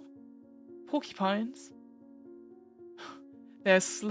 They may seem more threatening than they actually are. They are slow and usually just want to waddle away from danger, but until threatened or backed into a corner. And wolverines as well. I would say,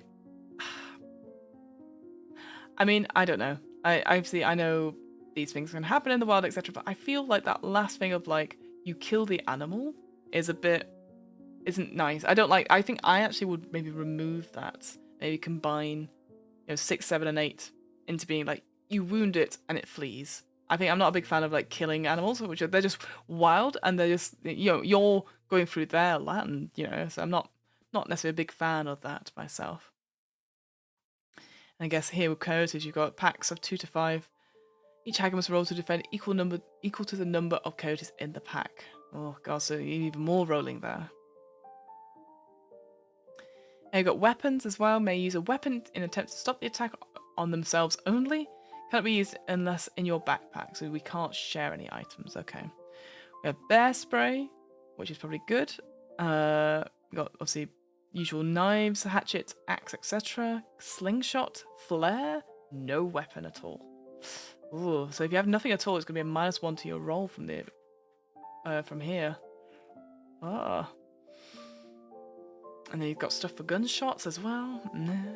Oh, I don't like that. Killed, enjoyed the spoils. I don't know. Again, I just feel like they're not doing anything. They're just protecting their own space.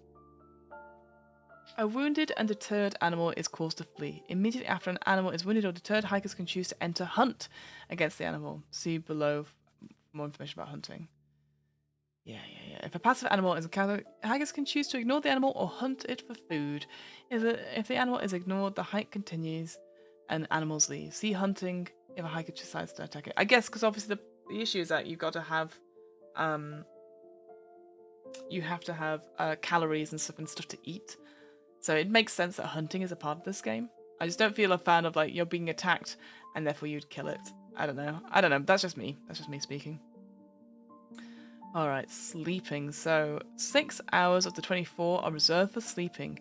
You have a -1 temporary strength and a -1 my camera keeps going. I need to look at it again in some detail. Every day you do not sleep. Apply at the start of the next day. These do not stack. Healed once you successfully sleep. So, okay, so there's some dangers for you not sleeping. You get exhausted essentially. At the end of the first 6 hours at night each. Oh, hang on. At the end of the first 6 night hours, each hiker is required to make a sleep check. There should probably be a comma there, right? Roll the sleep check to determine if you successfully slept or not. Sleeping is attempted at the end of the 6 hour night phase or any time in the night hours, but all the remaining night hours are wasted. All sleeping arrangements are to be set up before attempting a sleep check, i.e. you must choose to sleep in a tent before attempting a roll. Liz says, I would love it if it was a bit more Vaesen or Cthulhu, where like you can fight, but you're probably going to get absolutely destroyed if you do so. Better aim to scare the animal away or hide or placate it in some way. Yeah, I just feel like this could easily be like a completely like it's just a straight hike, nothing problematic. It's just like that survival instinct before like getting lost. Or you could have it like that Stephen King, like The Girl Who Loved Tom Gordon. That's something weirds in the woods, etc. Seems more real and less animal murdery. Yeah, no, I agree. I think like the forest is a dangerous place, and if you aren't prepared, it's just not. I guess because maybe I use RPGs to be a bit more like, ooh, but what if there was Cthulhu, or what if there was a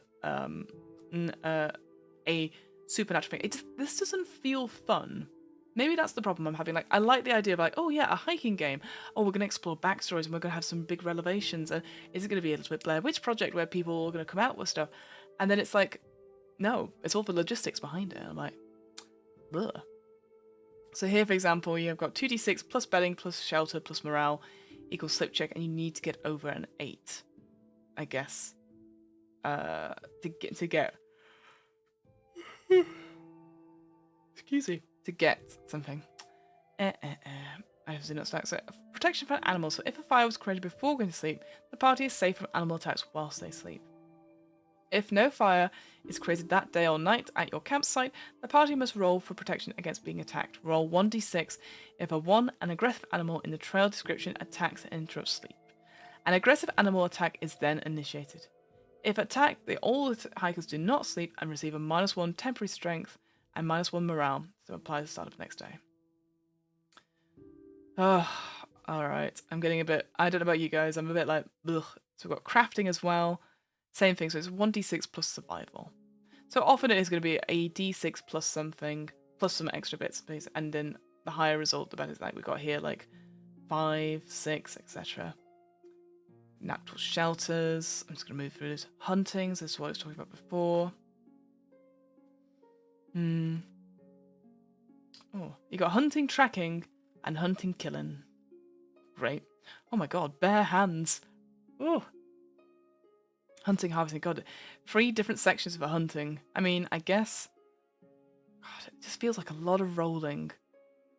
And not enough, like, description of stuff. I've got weights as well. Obviously, weight, I guess weight here makes sense because obviously you're putting it in the your backpack. Fish, any size. See the fish type table. So yeah, I've got fishing as well, so that's 2d6 plus equipment plus survival. Yeah. Scavenging as well. I just guess, yeah, it just... This feels like this should be a board game. It's not a role-playing game, it's a board game. Right? Is there any suggested story later on, or is it just resource management mechanics? I think it is just resource management mechanics. Like, the only thing it talked about, like, really early on was the different kinds of characters you could play and have, like, a little secret. And then it's gone straight into, like, God, we've got availabilities as well about the scavenging. Ugh. Fires, okay. Excuse me, I'm just going to keep going through it a little bit. And cooking, wet checks. It talked about wet checks earlier. There are times when a hiker may have a chance of getting wet when crossing a stream or river without a bridge, or during rainy days. Getting wet forces a hiker to have an increased risk of slip checks and can ruin items. Oh, that's interesting. Bonus applies when it's raining. So, I see. So there's different. So if it's raining, so basically lower numbers of bears. So 1 and 2, you fall in the water probably. But 3, you're okay. and a 1 to 3 if it's raining, you're gonna get wet. So if the hiker gets wet, they have a -1 to slip checks, -2 to temporary morale until the end of the next non-raining day, or until a fire dries them out. Items with a chance of getting wet, see below. So this is where it's going to get ruined as a result. So yeah, roll a d6, and a 3+, the item remains dry. Any items get wet become unusable and considered ruined for good. Brutal. We have a lost check, so there are times where a lost check is required. These can force upon hikers during a travel events or requested by the trial guide.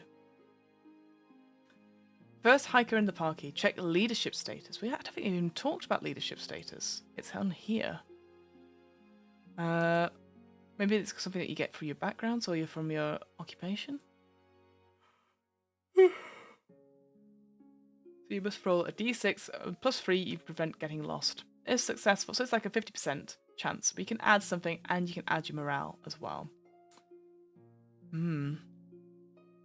Again, you know what? It feels a little bit like Alien in a way. The Alien RPG had so much in terms of like stuff, like your equipment always did stuff, like it added stuff and it can give you bonuses and stuff like that. But it's just a lot to it. So again, a lot of prepping for it, but it doesn't. It just feels like it sacrifices it for the story, personally. A lost hiker is separated from the party till the end of the next day and cannot sleep for the first evening away. Oh, so Oh, interesting. So if you go through the whole pack. So if you're the leader person, if you're in you roll things, if you succeed, the next person, everyone has to make it, and then if someone gets lost, and the people behind them in the order get lost as well. So that's interesting. So those people, they get split up. I quite like that. That's quite interesting. The party cannot travel whilst any hikers are lost. Lost hikers receive a -3 temporary morale. Gosh. And then the other party members receive a -1 temporary morale. Again, that's interesting to say. I think that's a little bit interesting. And then slip check. Whilst travelling along a trail, there's a chance that a slip check may come up. If this happens, if required, roll 2d6 plus any applicable modifiers. So there's items, character abilities, etc. And if I roll a 6+, the hiker is safe. Otherwise, they slip and fall. So this is quite a dangerous one then. Like, you have to get over a 6. So otherwise you're going to slip and hurt yourself. And then we've got some slip checks. So again, there's modifiers from slope, incline, and decline. Oh, Lord. And an injury table. Ooh, okay, alright. Content warnings, I can already see deep cut and broken bones and all that sort of thing. So if you become injured, just roll a d6. And it's d6 plus morale. Got a head injury. Gosh. Scrape. General pain. So, interesting enough, the higher number you get, the better it is for you. So, like, sprained ankle, you can only go up to less than 10 kilometers a day. And it takes 2 nights of healing. Whereas scrape, general pain, etc. Whereas, obviously, the broken bone is the worst thing. So, and some other contexts. Okay, so here we go. Leadership status check. The party must decide which order they are travelling in. So, for example, if there are 4 hikers, there'll be a first hiker representing the first person, second, third, or fourth, which we sort of got and we understood because of the animal tack thing and then the lost check. Maybe this should have come a lot earlier. This remains the same until it's decided to be changed. The party is required to discuss the order they wish to hike in, and it must be agreed upon together. The trail guide may force a simple roll to determine leadership status if it cannot be agreed upon. God. If at any point either a hiker or the trail guide may interrupt the hike to request a leadership change or confirmation, the party then may agree to keep the order or change, and it can affect things like animal tax, which we talked about, lost checks, and slip checks, etc. What's the slip check do? I'm guessing it goes in order. Yeah. Each party, but it doesn't necessarily affect them in any way. Okay, fine.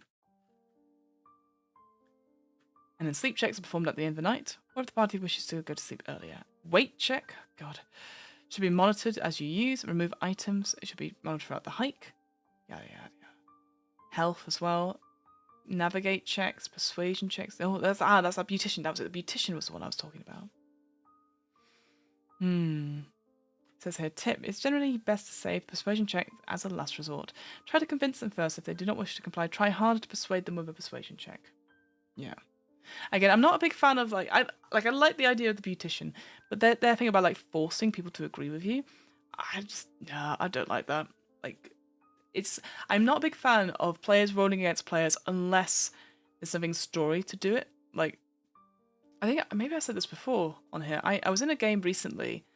It's the first time I've played for a long time, and someone had just their character just like, I'm going to barge into this room because that's what I always do, and I was like, well, you've just been attacked in this room. Maybe we should be careful in the next room. And they were like, all right, roll for it. And I was like, well, no. And they're like, what do you mean? I was like, well, why would I roll for it? I'm just telling you what I think. I don't need to convince you because there's no point in me rolling, because either I roll badly and you don't agree with me, or I force you to my point of view. I'm just trying to interact like a role play thing, and we had to roll anyway, and obviously I didn't succeed because they've got a stupidly high charisma bonus. So I was like, I feel that's a bit unfair. That you can still agree with what I'm doing, but still disagree in character. So it was So I'm not a big fan of people rolling against it because it just feels like a waste of time. And I'm always a big fan of not rolling for things that against it. No, it should be against the story and the elements rather than against other players, perhaps. It's the same with deception and persuasion stuff. And how to be a trail guide. To be honest, guys, I'm just gonna skip forward. I want to see if there is, like we've said, if there was any sort of story to it. But it doesn't feel like there is. It's just feels a bit meh, to be honest with you. Maybe I've missed something, perhaps. I'm just gonna skip through a little bit. We've got, so the challenge rolls are 3d6 plus something, but a lot of the time it's like either 1d6 or 2d6. I kind of wish they just said, okay, so it is 3d6 plus a couple of modifiers plus the result with the difficulty as well. Why isn't this much earlier in the book? I feel like there's a lot of different, like ultimately just a dice pool up to 3d6 and then rolling with extra things, but then each of the individual challenges are different. It has to be like over 8, or it's got to be a difficulty. So I just bit underwhelmed by this, I'll be honest. Interesting. Oh, so then it has this sort of like thing that tells you when to check for certain things. So that's pretty good. I like that. Those telling you when to check for stuff. So that's pretty good. Yeah, and then obviously we've got some principles here. Oh, we've got some examples. Okay. See? Look at this. Mystery style event. So what to do next in the story becomes a natural outcome of the camaraderie formed as your hikers become better connected with each other. Other times you'll have no sweet clue what to do. If you find you don't know what you want to, surprise your party with the next action, or even you need a quick special event, here's a helpful list of story goodies to help you create a captivating experience for all the players. So here we've got like an animal related event, so being hunted by an animal. That'll be quite interesting. Mysterious plane flies overhead, which looks like it may crash. Mysterious campsite. A mysterious hiker. Oh, that could be quite fun.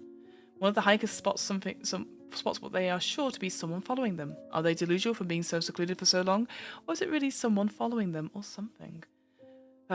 Yes, story goodies. Finally. Yes, exactly. See, this is interesting. Again, that isolation, that comes into that. I know I keep mentioning it, but the girl who loved Tom Gordon, that idea of hiking and like getting dehydrated and calories and stuff like that, and then seeing things. That was always interesting. And that being hunted, you think about like Predator, for example, having something hunting you. Great, interesting. Mysterious animals.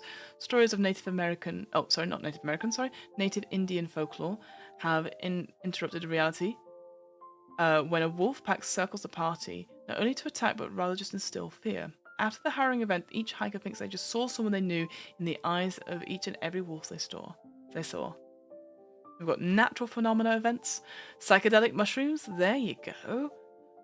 A strange mist, magnetism, so abnormal magnetic core, it's in surrounding areas, causing all the compasses and electronic devices to malfunction and act erratically, or so the hikers are led to believe that is what's going on. Oh, so you could almost have like maybe like a Midnight Shyamalan like film thing as well here, like as there's like a research base or something. So an unknown creature, etc. Okay, so we've got some examples of stuff that would be useful to have, so that's good. Long form story example. So the main goal of the game is to complete the hike alive. Maybe that is not enough motivation for the player. So here are some quests designed to initiate new story arcs and events to have the game follow along in addition to surviving and completing the hike. These can be thrown in at any time, but usually in the style of event ongoing is more ongoing, where hikers discover more as they progress through the story and hike. It's called an RPG. So we have Forest Hermit. So a man has been lost for the majority of his life. From time to time, the hikers discover little pieces of evidence that hint towards there being a person following them. At the point of maximum suspicion, they present themselves, are curious and are obviously disconnected from social reality. It takes some convincing, but this person might just be willing to leave the trail network and return to civilization. Or the person has grown suspicious of the hikers and think that they are law enforcement out to recover them and return them to that which they wish to return to that with which they left so many years ago. Mysterious letter. Each hiker receives a strange, unaddressed letter filled with personal information about themselves that only they would know. The letter instructs each hiker to meet them at a specific place on a specific hiking trail within 4 days if they want to know more. This is recommended that the trail guide interacts with the players outside of typical sessions to find out more specific information about their characters. So now that is a proper creepypasta thing, right? As a proper creepypasta, I'm a forest ranger, and this is what I know. This is great. This is all fun. Absolutely should have been at the start to get the imagination going when you read about the while you read about the calorie calculations. Absolutely, Liz. It's kind of frustrating, that, isn't it? This is interesting. This will go, oh yeah, this will be great. And then what examples can we put in there in each of the individual things? Are they searching for something? Ooh, top of the food chain. Whilst you're on the trail, you notice that all the normally vicious and predatory animals are all meek and docile. Conversely, all the calm herbivores of the forest have become violent and bloodthirsty. There you go. There's your adventure straight there. Perfect. The hikers have gathered together for a seemingly normal hiking trip, but in reality, they are actually there to uncover ancient buried treasure deep within the heart of the forest. Perfect. Great. Keeping things interesting. Well, more of that. Let's see. So sometimes a trail guide can do everything right, and the game is still dull. Because of the blooming management stuff. That's why your job isn't to keep it from being boring. Rather, just make sure you aren't the reason for it being boring or dull. If things become stale, consider the following. So a new special event, so glance through some of the example scenarios, which we're probably going to look at. Engage a hiker's backstory, an animal sighting or animal attack, travel event roll, which should only be used as a backup, and add some adversity, so attack some of the weak points in the party. There's your angry squirrel, absolutely. So don't be afraid to ask one of your players some information about their character. There are 2 easy ways to do this. Ask them outside of a session to answer some questions about their character to flesh out their past. Force a campfire conversation. This can be after a hard day or on their first night while sitting around a campfire. Yeah, that makes sense. And then we just go into items.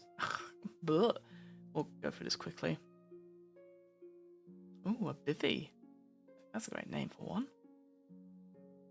Backpack items. Oh my god, and look at all the different kind of... Oh, all the different sort of ledgers and symbols. God, that sounds dull. I'm sorry. Very, very dull. What were bear bells? So bear bells are used to prevent Bear bells are used to prevent surprising bears and other aggressive animals, which can help prevent provoked attacks. When an aggressive animal attacks, roll a 1d6. And if a 6 is rolled, an animal is deterred instead of attacking and is caused to flee. Does that thing exist? That's very cool if it does exist.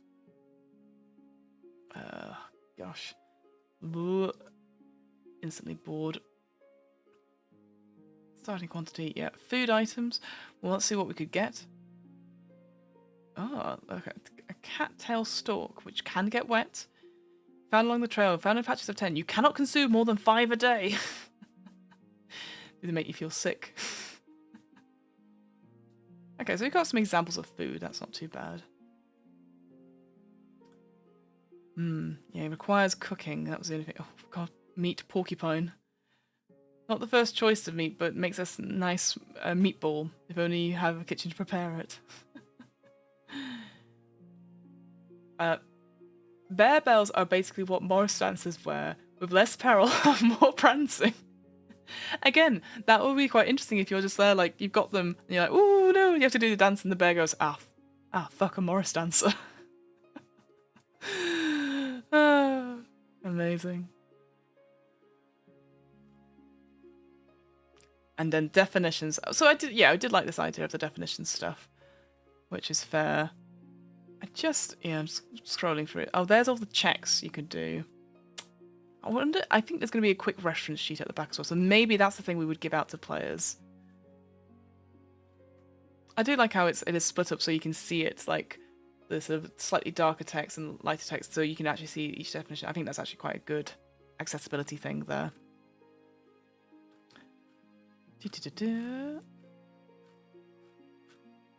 Here we go, quick reference sheets. Here we go, look at this. So we've got the trail event chart that we can roll on.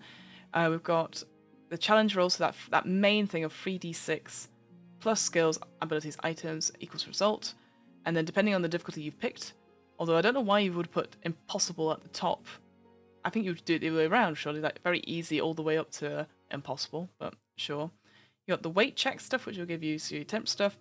Here's where you do your daily checks, where you would do them.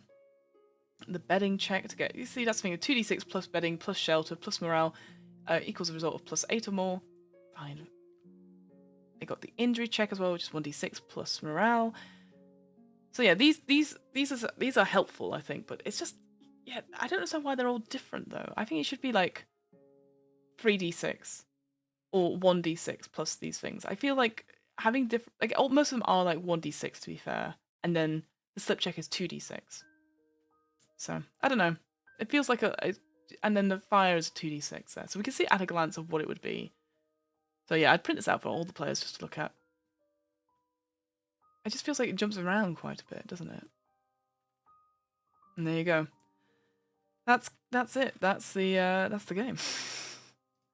All right, let's talk about this. What do we think of the hike that binds us?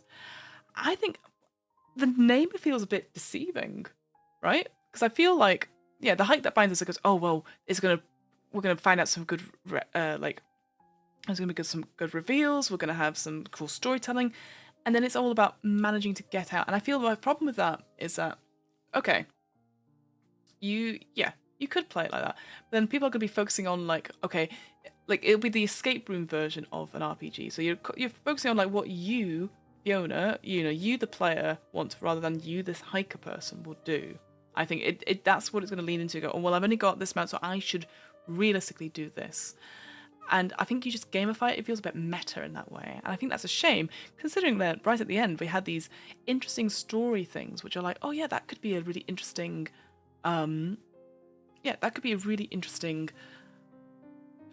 story to play through.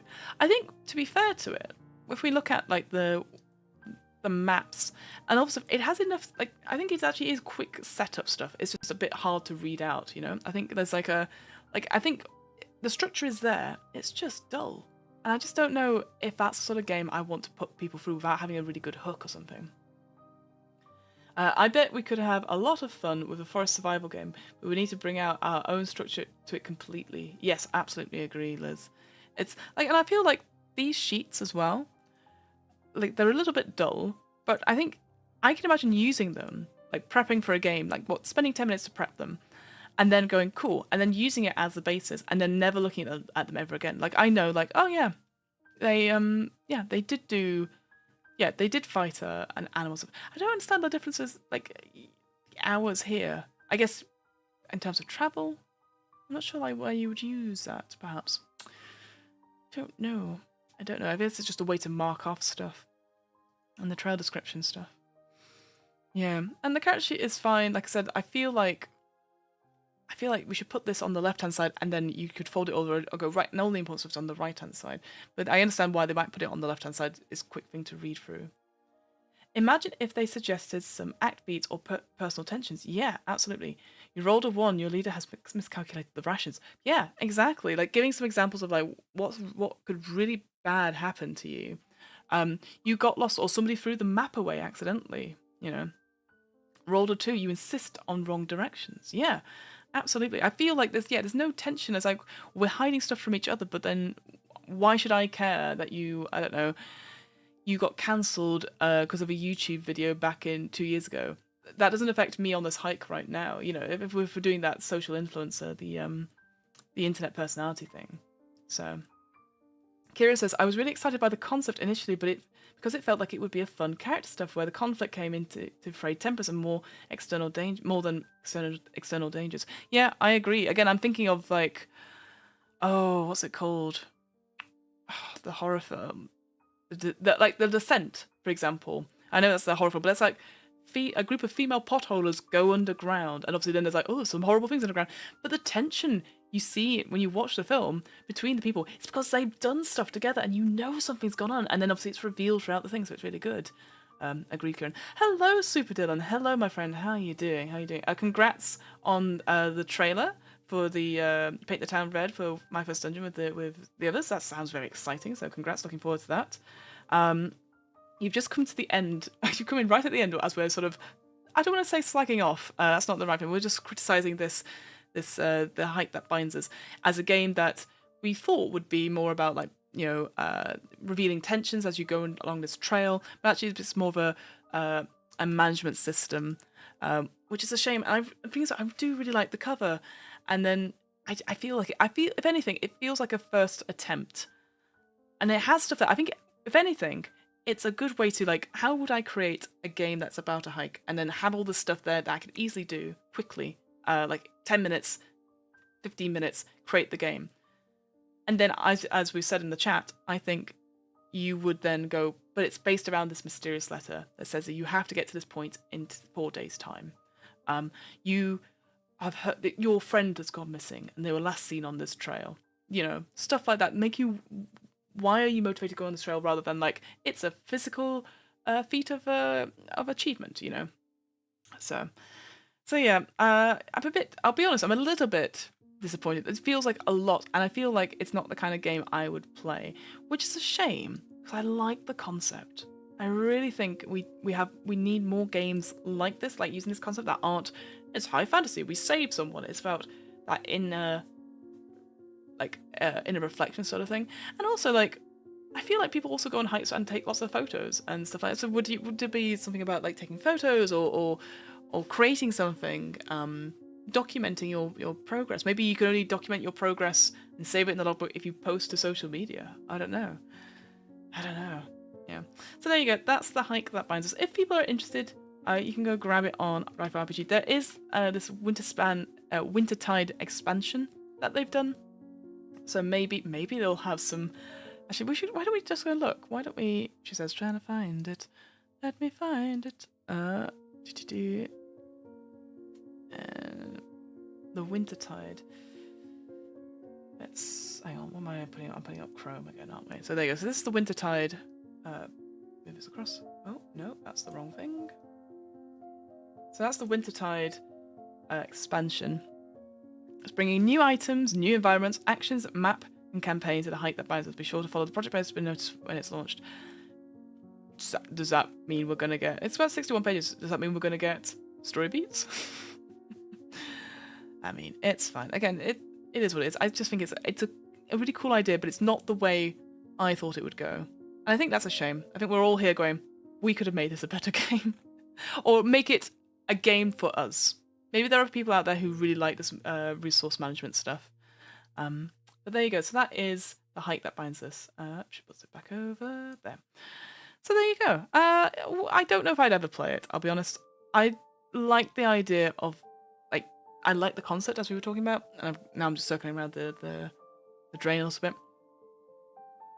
I think I would use a different system. I'll be honest. I think it's a very resource management heavy system. Feels more like a board game. Feels more like an escape room that you and your players are working around, and then would tacked on the RPG elements. And that's not what I'm here for personally. So I think I would definitely take the idea and use a completely different system for it. Maybe something like the Solemn Veil weird system, perhaps. I just think, and yeah, just have a d6 plus something, or spend points on something rather than 3d6 plus this plus this plus this, or if it's an animal type 2d6, etc. So I just think there's a lot of stuff and it's just a bit not for me, I don't think. I love you give genuine thoughts, good and bad. I totally agree with the concept is strong but not met. Thanks, Super Dylan, appreciate it. Because I know as well, like these games take a long time to put together, and they are, it's like this team have created not only a game but an expansion to it, and good for them. Like I've yet to do that, so there we go. All right, team, that's enough for today. I think we've. Oh gosh, yeah, it's now almost. We spent 2 hours talking about hiking. Ha ha ha. Back to Fiona Cam. Thank you so much, friends. I hope you're doing well and appreciate your time today. So, what am I doing? So come check out What Am I Rolling? So that's the podcast that I do, where we talk about different RPGs and also run lots of RPGs as well. We've just released our episode, went out on Sunday, with the two friends. Words.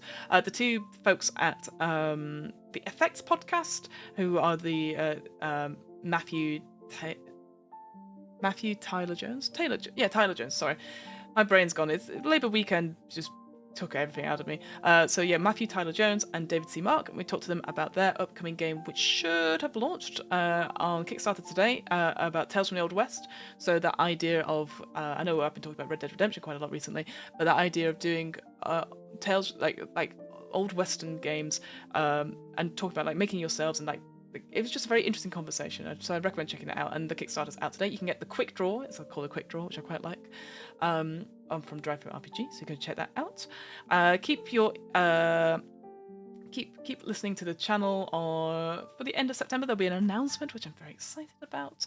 I got to get on with doing some stuff for that ASAP. But if you're like, Fiona, I hear it's a dragon's birthday. I'm like, I also know that too. So check out the DM's Book Club, which is a weekly book club podcast where we talk about some Dungeons and Dragons and discuss how we might include them in our role-playing campaigns. We have a episode that came out last week about Stormwreck Isle. So was the current starter set. Our friend of the show, Ty from Side Character Quest, came on and we chatted about like what makes a good starter set for any RPG, really. Of course, now they have announced that it's going to be another starter set next year, which makes sense. It's just a shame that this one's only 2 years old, so I probably didn't get much of a look in. But that's the DM's Book Club. If folks are interested, I have a Discord, the What Am I Rolling and DM's Book Club Discord, where you come and chat and hang out. We're just chatting about stuff. Like I said at the beginning of this, we were talking about our friend Christian had done a video about prepping for games, and like does D&D and bigger games require you to do a lot of prep. And I was just wondering, like, what do people constitute as prep? Because technically, I'd consider this, like, reading for an RPG prep, even though I'll never play this RPG. But it makes me think about, like, what I could do in my games. I'm like, oh, that's a really cool thing. So I consider that prep. So I do that twice a week. What else is there? The next one of these is on Thursday, which we're, again, very excited for. Let me just try and find it. I should really have a list of these things up, ready to go. I know that's happening right now. What's happening on Thursday? Thursday, we're going to look at Shadow Dark. So that was the winner of the Ennies Best Product and Best RPG. Product of the Year and Best RPG. Shadow Dark, you and your group of crawlers use magic, steel, and wits to delve into the mysterious ruins, lost cities, and monster-infested depths. Wondrous treasures and long-forgotten secrets await you, but don't let your last torch burn out, or you could be swallowed by the Shadow Dark. 5e players will find what they have been waiting for, an intuitive and complete TTRPG that serves as a seamless bridge into the heart of the old school Renaissance. And old school games will find a system that is familiar and nostalgic, with a major quality of life upgrades that modernize the old school experience. So the reason I've put that up for us to look at is because we looked at Outgunned last week. This time last week, which won silver. And Outgunned was very good. I very much enjoyed reading through the quick start for it. So it made me think about like the next couple of ones we're going to look at. They are either nominations. No, they're either nominees. They got nominees of Ennies from Just Gone, or winners of certain categories. Because I thought might as well look at those because I don't know them all. So that's what we're going to do. Shadow Dark on Thursdays. That will be going to be at 11 a.m. Central Time, so 5 p.m. BST, for roughly 2 hours. And then we've got a couple more next week, but that's the main one to look for. I think that's all I've got on the docket today. I better get going and God, I've got to do some more painting downstairs. But thank you very much, friends. I very much appreciate your time today. And I don't think there's anything else.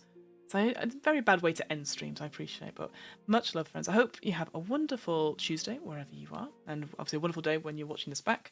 Thanks, always a lovely time. Well, thank you very much, Liz, very much appreciate it. I will see you folks on Thursday. I'm going to wait, find the end of stream button. Go get some lunch, I think. All right, much love, friends. Have a good one. Bye.